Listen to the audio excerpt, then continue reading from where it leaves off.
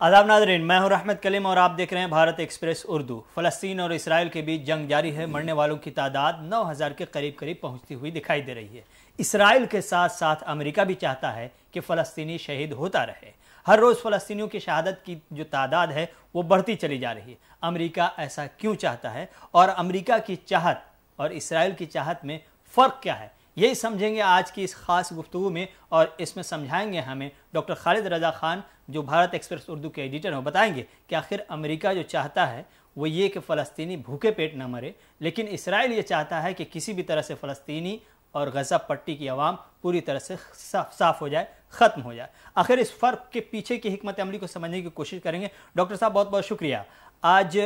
America की जानिब से जो बयान आया वो फ़लस्तीन और इसराइल के बीच में जो जंग जारी है उसको रोकना नहीं चाहता। वो चाहता है कि जंग जारी रहे, लेकिन वो ये ज़रूर चाहता है कि हाँ, वहाँ जो खाने पीने की चीज़ें भेजी जा रही हैं, वहाँ जो एड भेजा जा रहा वो जारी रहे। आखिर क्या फ़लस्तीनी को मारना अमेरिका भी चाहता है, या इसराइल और अमेरिका की चाहत में फ़र्क क्या नज़र आता है आपको? बहुत ज़्यादा फ़र्क नहीं है, कुछ फ़र्क ज़रूर है और अपने अपने इंटरेस्ट का भी फ़र्क है इसमें जी। लेकिन मुजरिम अगर इंसानियत का कत्ल हो रहा है वहाँ, तो मुजरिम दोनों उसी तरह से बराबर के हैं, क्योंकि एक मार रहा है, दूसरा उसको मारने के लिए सपोर्ट कर रहा है, उसको हथियार दे रहा है। और जहाँ तक है कि ह्यूमैनिटेरियन एड की और फूड सप्लाई करने की जो ज़रूरी चीज़ें हैं जिंदा रहने के लिए, दवाओं की और उन सब चीज़ों की ज़रूरत की, तो वो एड देकर या एड के लिए रास्ता खोलने की बात करके और एड पहुंचा करके अमेरिका कोई इसराइलियों पर या गज़ा के लोगों पर बहुत बड़ा एहसान नहीं कर रहा है। और अमेरिका का सिर्फ ये कहना, वो अपनी शबीह के लिए, अपनी इमेज के लिए बहुत कॉन्शियस रहता है दुनिया में, कि वो ये नहीं सुनना चाहता कि लोग वहां भूख से मर रहे हैं। ये बहुत बड़ा फर्क है। वो खाना जरूर पहुंचा रहा है लोगों को, फूड और दवाएं पहुंचा रहा है, लेकिन दूसरी तरफ मिसाइल से 9000 लोगों की जान गई है। ये कोई छोटी तादाद नहीं है। उसके बावजूद अमेरिका इस बात के लिए मुसिर है, इस बात पर इसरार कर रहा है कि उसी तरह से हमले जारी रहने चाहिए। क्या अमेरिका के पास कोई फिगर है कि हमास के लोगों को कितना मारा, या हमास के बहाने अमेरिका भी चाहता है कि इसराइल गज़ा के और दूसरे इलाकों पर एक तरह से वहाँ की आबादी को ख़त्म करके कुछ अरसे बाद उस पर कब्जा कर ले पूरी तरह? क्या इसराइल? तो बहुत सारे मामले हैं। उसके अलावा ये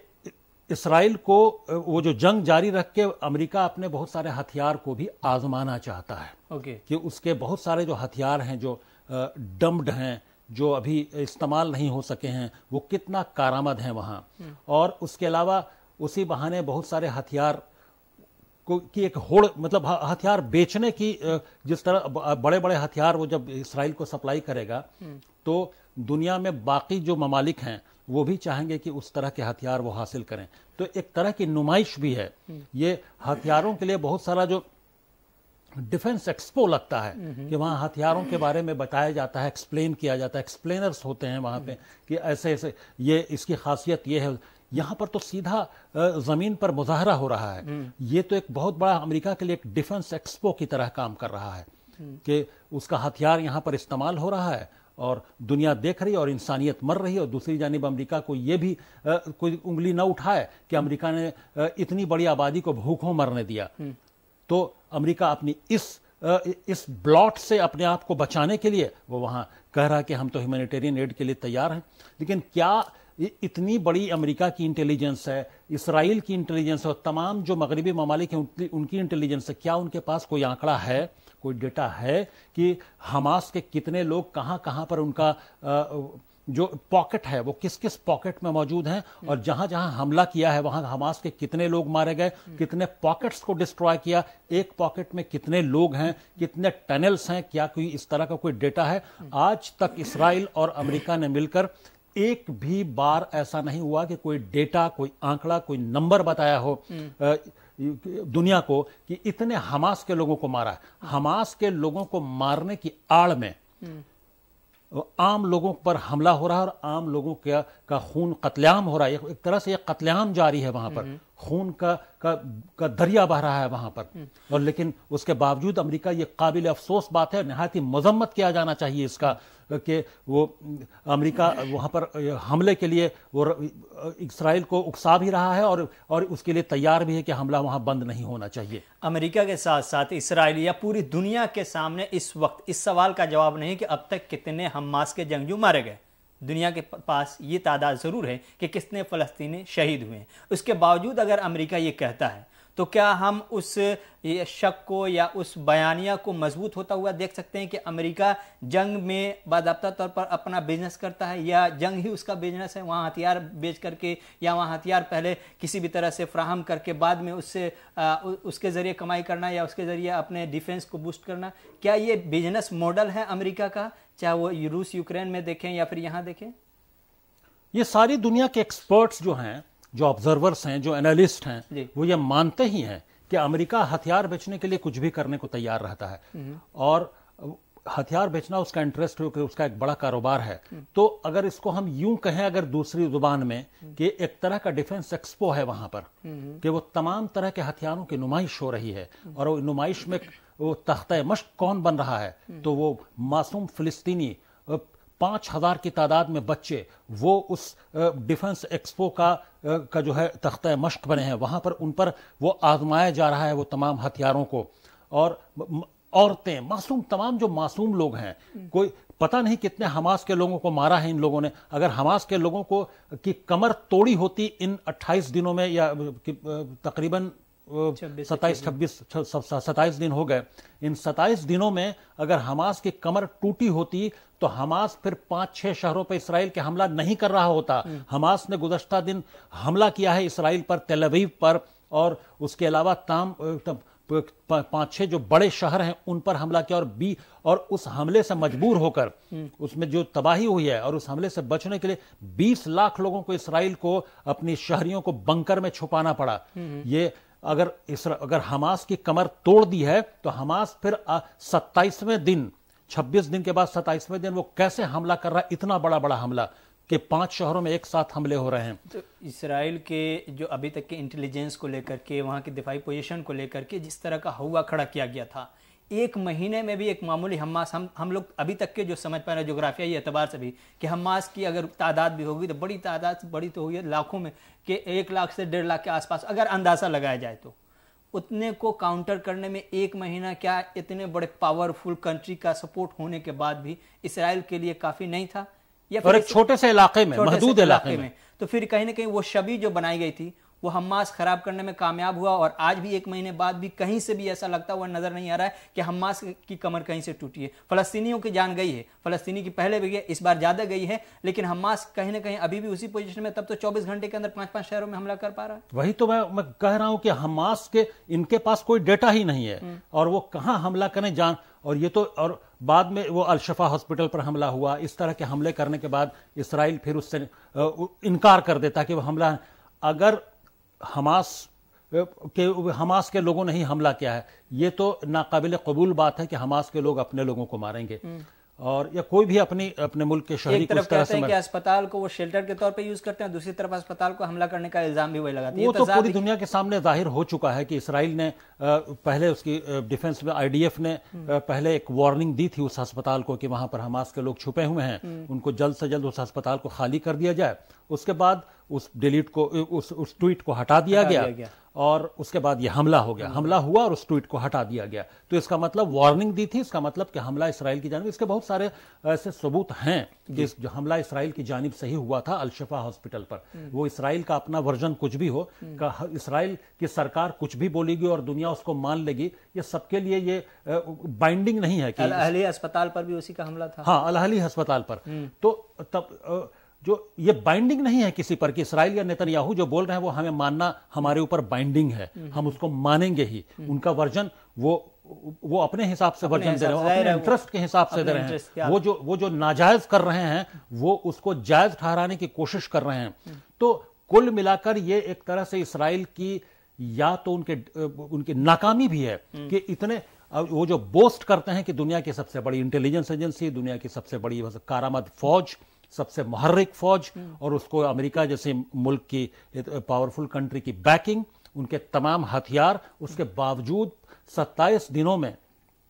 حماس کی کمر نہیں توڑ پایا، اور حماس حملہ کر رہا ہے 5 شہروں پر، سرنگ سے حملے کر رہا ہے، ٹنل سے، سمندر کے راستے سے حملے کر رہا ہے۔ سے ایک ہفتے پہلے سمندر کے راستے سے حماس نے حملہ کیا ہے۔ اور تو آخر یہ کس بات کی طرف اشارہ کرتا ہے؟ تو کیا حماس کی اگر کمر نہیں توڑ پا رہے ہیں وہ، تو اس ناکامی کا، اس کا وہ فرسٹریشن ان کا کیا عوام پر نکلے گا؟ کیا معصوم عوام کی جان لے کر، ان کا قتل عام کر کے وہ اپنے اس فرسٹریشن کو باہر کریں گے کہ وہ سویلینز کو ماریں؟ کیونکہ ظاہر سی بات ہے حماس، پتہ نہیں وہ حماس کو کتنا نقصان پہنچا پائیں گے، کسی کے پاس، ہمارے پاس، ہمیں تو جانکاری نہیں ہے کہ کتنا نقصان، امریکہ کے پاس بھی جانکاری نہیں کہ کتنے حماس، 500، 1000، 2000، 3000 کتنے حماس کے جنگجو مارے گئے، کسی کے پاس اس سوال کا جواب نہیں ہے، لیکن سب کے پاس پتہ ہے کہ کتنے فلسطینی شہید ہوئے ہیں۔ اب امریکہ سپر پاور خود کو کہلاتا ہے، انسانیت کی جہاں بھی بات ہوتی ہے، ہیومینٹیرین گراؤنڈ پہ جہاں بھی بات ہوتی ہے، امریکہ اپنے آپ کو آگے رکھنے کی کوشش کرتا ہے۔ اب اسی امریکہ کے یہ ڈوئل اسٹینڈرڈ کو ہم سمجھنا چاہتے ہیں۔ جب امریکہ کے پاس یہ پتہ ہی نہیں ہے کہ کتنے حماس کے جنگجو مارے گئے، اس کے باوجود بھی اگر وہ جنگ بندی کے لیے تیار نہیں ہے، تو پھر یہ انسانیت کے حوالے سے امریکہ بات کرے تو پھر اس پہ ہنسی نہ آئے تو اور کیا ہے؟ امریکہ ہیومن رائٹس کی بات کرتا ہے، امریکی سرکار ہیومن رائٹس کی بات، یہاں کہاں ہیومن رائٹس ہے غزہ میں؟ امریکہ کہاں آواز اٹھا رہا ہے؟ ہیومن رائٹس کے ساتھ تو کھڑا نہیں ہے وہاں تو۔ غزہ کے معاملے میں اتنے 9000 معصوموں کی جان جانے کے بعد بھی، سویلینز کی جان جانے کے بعد بھی، امریکہ کو یہ نظر نہیں آ رہا کہ ہیومن رائٹس کا معاملہ کہاں گیا، ہیومن رائٹس ہوتا کیا ہے۔ امریکہ کو صرف یہ سوچ رہی کہ اسرائیل جو کاروائی کرا وہ بھی بدلے کی کاروائی، یہ بدلے کی کاروائی جو ہے وہ پورا وہ بدلے کی کاروائی ہے، اور وہ جو پورا فرسٹریشن میں ہو رہی ہے، وہ فرسٹریشن کہاں نکل رہا ہے؟ فلسطینیوں پر۔ جب انسان کی ناکامی ہوتی ہے کسی چیز میں، کسی مہم میں، کسی مشن میں، جب وہ پورا نہیں ہو پاتا ہے یا اس میں کوئی ناکامی ملتی ہے تو اس کو دوسری طرف ڈائیورٹ کرتا ہے۔ تو یقینی طور پر سویلینز کی جان لے کر اسی کو ڈائیورٹ کرنے کی کوشش ہے، وہ اپنا بخار، اپنا بدلہ نکالنے کی کوشش ہے۔ اس کے علاوہ کچھ بھی نہیں ہے وہاں پر، کیونکہ وہ حماس کی کمر نہیں توڑ پائیں، یہ ان کی ناکامی ہے، ان کے انٹیلیجنس کی ناکامی ہے، ان کے آئی ڈی ایف، ان کے ڈیفنس فورسز کی ناکامی ہے، یا سرکار کی ناکامی ہے، پورے سسٹم کی، امریکہ کی جو انٹیلیجنس ایجنسی، پورے تمام ان کا جو الائنس ہے اس کی پوری کی ناکامی ہے، اور اس کا خمیازہ فلسطین کی عوام، غزہ کی عوام وہ اٹھا رہے ہیں۔ یہ ایک چیز پوری طرح سے واضح ہے دنیا بھر میں کہ کس طرح سے فلسطین میں انسانیت کا خون ہو رہا ہے۔ امریکہ بھی جانتا ہے اس چیز کو، اس کے باوجود بھی سیز فائر کے لیے آگے نہ بڑھنا یا اس کی مخالفت کرنا، یہ کون سی مجبوری ہے؟ کس طرح کی مجبوری جس میں پھنسا؟ امریکہ کو جو کرنا ہے وہ کر رہا ہے، یہ تو مجبوری اور یہ تو کمزوری جو ہے وہاں پہ جو گلف کنٹریز ہیں، جو آس پاس کے ممالک ہیں، جو اپنے آپ کو چیمپئن کہتے ہیں، فلسطین کاؤز کا چیمپئن، وہ اس کو ایڈوکیٹ کرتے ہیں، اس کے ایڈوکیسی کے لیے ہمیشہ جو ہے وہ لفاظی سے کام لیتے ہیں، زبانی جمع خرچ پوری لفاظی ہوتی ہے فلسطین کے کاؤز کو لے کر۔ تمام عرب ممالک ہوں یا ترکیہ ہو، ایران ہو، عراق ہو، تمام جو اور اتنے فورم بنا رکھے ہیں ان لوگوں نے، او آئی سی کی بات کریں، آرگنائزیشن آف اسلامک کانفرنس، جی سی سی ہے وہاں پر، گلف کوآپریشن کونسل، اور آپ کا عرب لیگ ہے وہاں پر موجود، اور کسی نہ کسی طور پر او آئی سی میں ان کی پکڑ ہے، یہ او آئی سی، وہ اوپیک میں ان کی پکڑ ہے۔ تو تمام اتنے بڑے فورم ہونے کے باوجود کیا کمزوری ہے، کیا مجبوری ہے ان لوگوں کی کہ وہ صرف لفاظی سے کام لے رہے ہیں؟ وہ بھی پہلے کچھ شروعاتی دنوں میں تو کچھ سخت الفاظ بھی نظر آئے، اب تو سخت الفاظ بھی نظر نہیں آ رہے، کچھ اقدامات ضرور ہوئے ہیں قطر کی جانب سے یا ترکیہ کی جانب سے، اور ایران جس طرح کے اقدامات کر رہا ہے، مجھے لگتا ہے کہ ایران کہیں ڈائریکٹلی ہوا تو نہیں دے رہا ہے، کہ ایک ڈیفنس ایکسپو ہے جس میں ایران بھی اپنے ہتھیار کو آزما رہا ہے، حماس کے ذریعے اور حزب اللہ کے ذریعے، حوثیوں کے ذریعے، کہ ادھر سے امریکہ اور اسرائیل اپنی ہتھیار آزما رہے ہیں، ادھر سے ایران، وہ پورا ڈیفنس ایکسپو چل رہا ہے وہاں پر۔ انسانیت کے حوالے سے کہیں بھی ایماندارانہ کوشش نہیں ہے، کوئی ایماندارانہ کوشش نہیں ہو رہی ہے۔ 9000 لوگوں کی جان جانا یہ پوری گلوبل کمیونٹی کے لیے، وہ جو خاص طور سے جو گلوبل پاورز ہیں ان کے لیے نہایت ہی شرم کی بات ہے، ایسی شرمناک بات ہے کہ جس کو تاریخ بھلا نہیں پائے گی، کہ 9000 لوگوں کی جان اس طرح سے بے دریغ اور لگاتار بمباری کر کے ان کی جان لے گئی، ساری بمباری میں جان گئی ہے ان کی، جو ہوائی بمباری ہوئی ہے۔ تو تاریخ اس کو کیسے بھولائے گی؟ इतनी बड़ी इंसानियत का इतना बड़ा इंसानी बहरान जो वहाँ पैदा हुआ है, इतने लोग बेघर हो गए हैं, इतनी जानें गई हैं, तो इस खून से अपने हाथ कैसे धोएंगे इसराइल और जो मगरबी ममालिक हैं जो इस बात के लिए अपोज कर रहे हैं कि वहाँ सीज फायर की ज़रूरत नहीं है। जाहिर है सीज फायर की ज़रूरत अमेरिका की नज़र में नहीं है, लेकिन एक बात तो तय है कि हर रोज़ फ़लस्तीनी मर रहे हैं और जितनी मौत हो रही है, जितने लोगों की जान जा रही है, उतनी ही मौत इस पूरी दुनिया की हो रही है जो इंसानियत की बात कर रही है। क्योंकि इंसानियत का खून कब न कब हो चुका है, फ़लस्तीन के अंदर जनाजा भी उठ चुका है, और ये सब के सब पूरी दुनिया में जो इंसानियत के नाम पर तरह तरह के दावे किए जाते हैं वो सब के सब दिखावा है, मुनाफ़क़त है और कुछ नहीं है। यही वजह है कि अमेरिका की आज मुनाफ़क़त पूरी दुनिया के सामने फिर से वाज़ेह हो गई है। बहुत बहुत शुक्रिया डॉक्टर खालिद रज़ा खान साहब, आप तमाम का भी शुक्रिया। वीडियो पसंद आई, गुफ्तगू अच्छी लगी, कमेंट करके अपनी राय दीजिए और लाइक शेयर करना ना भूलिए। बहुत बहुत शुक्रिया।